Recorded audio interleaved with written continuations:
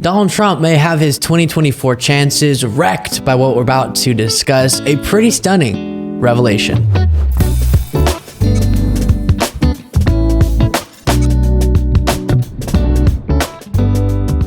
Let's talk about the role of Robert F. Kennedy Jr. in the 2024 general election.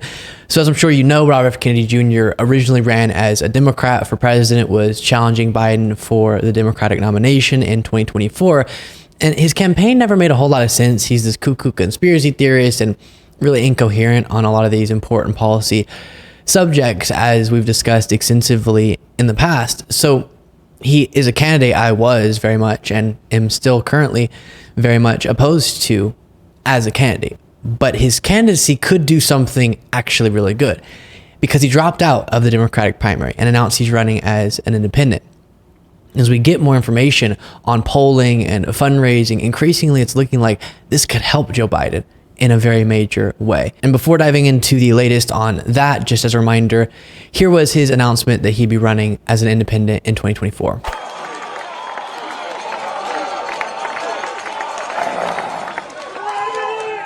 I need my speech.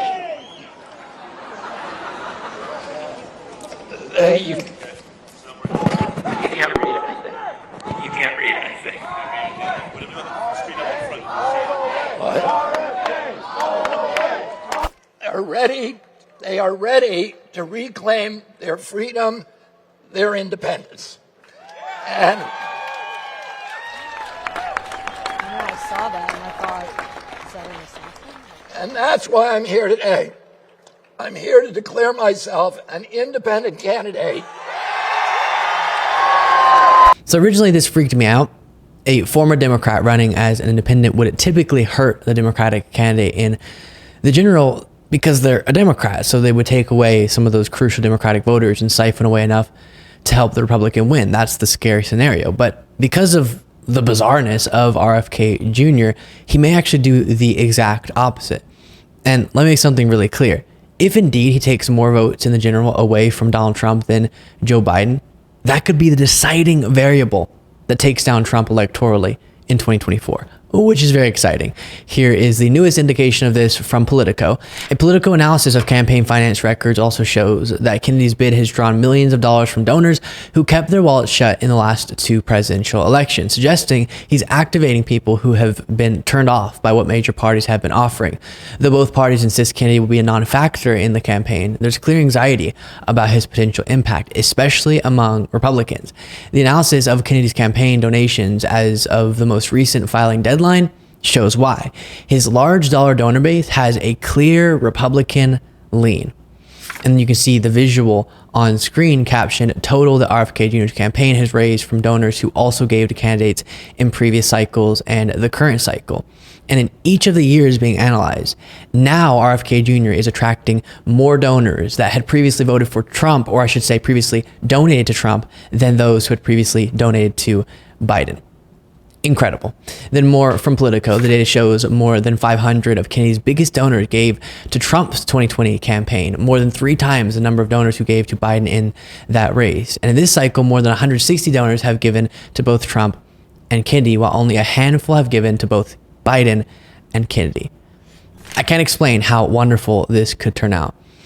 And what's even sweeter is that right-wing media, they were the ones giving RFK Jr. all this positive attention when he was running as a Democrat.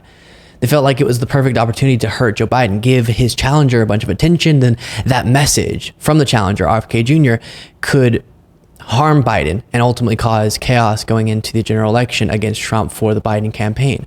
But now the same right-wing figures are likely terrified that they contributed to hurting Trump's campaign.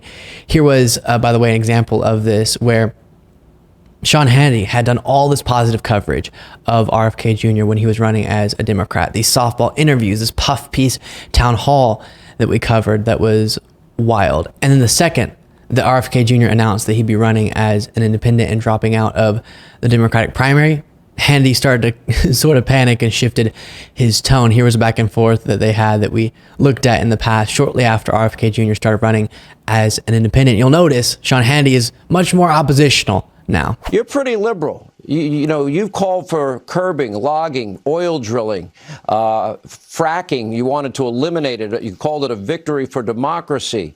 You want to curb U.S. fossil fuel extraction.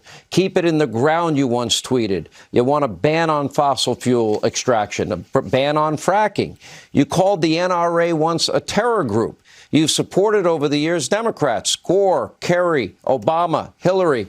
You've praised Bernie Sanders multiple times. You support affirmative action. So why is this party of yours, why didn't they even want to allow you to compete?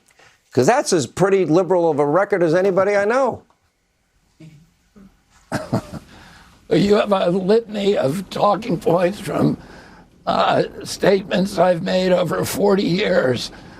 Some of them are stale. Some of them I never said. But, what is your question? Why the Democratic Party? Why I'm not running in the Democratic Party?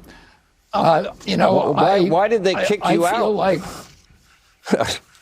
I mean, by the way, I'm giving you comments that you've made in 2016, 17, 19. Endorsements, we know the years Gore, Kerry, Obama, Hillary, Bernie Sanders. They're all recent quotes. The NRA quote you made about calling them a terror group was 2018. So these are recent positions you've had. That I'm not sure why the Democratic Party wouldn't allow you to compete. Do you want to talk about my position, Sean? Yes, sir. Do you want to read talking points from the Trump campaign? Well, excuse me. These are not talking points. These are called Hannity points. I do my own research. No, but I saw that same list published this morning by the Trump campaign. It's the exact same list. I've been telling followers, you're a solid candidate, and now you're going to hurt Trump. You're a radical left socialist. Too good. And I do hope that it burns. I hope they're really angry at themselves for propping him up as they did. Now, as far as polling, the Hill report, independent presidential candidate RFK Jr. appears to pull more support from former President Trump than President Biden in a hypothetical general election matchup, according to a new poll. A Quinnipiac University poll released Wednesday showed Biden narrowly ahead of Trump by 1 point, 47% to 46% within the margin of error in a head-to-head matchup. So that's just the two of them. But with Kennedy in a three-way race, Biden's ahead with 39% to Trump's 36% and Kennedy's 22%. So all of a sudden, there's actually a little bit of a gap there. So truly, this could make the difference in 2024. And it does make sense. RFK Jr., it wasn't getting a whole lot of traction in the Democratic primary, and he was hyped up, as I said, a bunch by right-wing media.